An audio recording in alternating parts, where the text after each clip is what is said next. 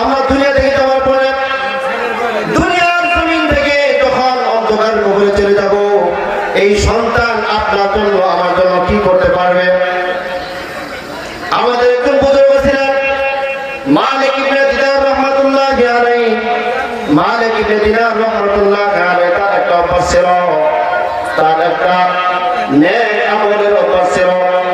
তিনি যখন রাস্তা দিয়ে যেতেন, রাস্তার পাশে যখন কোন গুরুস্থান পাইতেন, রাস্তার পাশে যখন কোন মুর্দাগার শুয়ে আছে এরকম কোন স্থান পাইতেন, সঙ্গে সঙ্গে সেখানে দাঁড়িয়ে মালিক ইবনে দিনার রাহমাতুল্লাহি আলাইহি কবর জিয়ারত করার জন্য প্রস্তুতি নিলেন। কোরআন তেলাওয়াত করতেন, কিছু জিকির আজকার করে মুর্দাদের জন্য, কবরবাসীদের জন্য ইসলামের সওয়াব করে দিতেন। আল্লাহর ওলি তার অন্তরে চক্ষু দ্বারা নেক আমল করে যখন তাদের জন্য ইসলামের সওয়াব করে দিলেন, আল্লাহর ওলি অন্তরে চক্ষু দ্বারা দেখতেছেন, দেখি আমি যে এই কবরবাসীর জন্য ইসলামের সওয়াব করলাম, কে কে এই সওয়াবটার জন্য, কে কে এই সওয়াবের একটা হিস্সা আমলনামা নেওয়ার জন্য তৈরি হয়ে গেছে, রেডি হয়ে গেছে।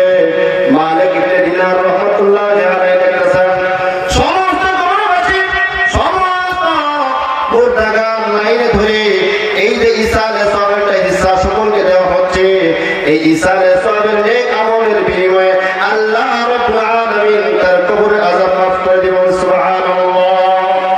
আল্লাহ একটা মহিলা কবরের ভিতরে সুন্দরভাবে ঘুমাইতেছে, সকলেই লাইনের ভিতরে হিস্সা নেওয়ার জন্য দাঁড়িয়ে আছে, কিন্তু মহিলা এই হিস্সা নেওয়ার জন্য, নেক আমল নেওয়ার জন্য লাইনে আসে নাই।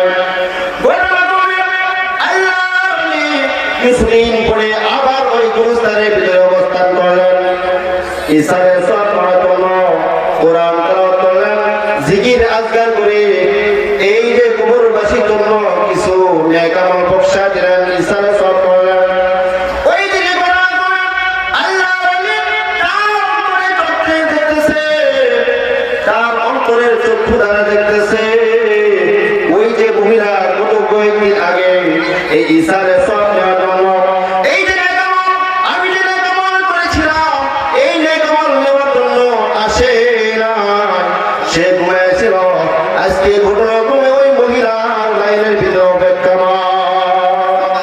আল্লাহ মহিলাকে ডেকে বললেন, মহিলা, কয়েকদিন আগে আমি তো এই কবরের ভিতরে যেরকম ইসালের সওয়াব বখশাইছিলাম, এই সওয়াবের জন্য তুমি, এই সওয়াবের জন্য তুমি তো লাইনে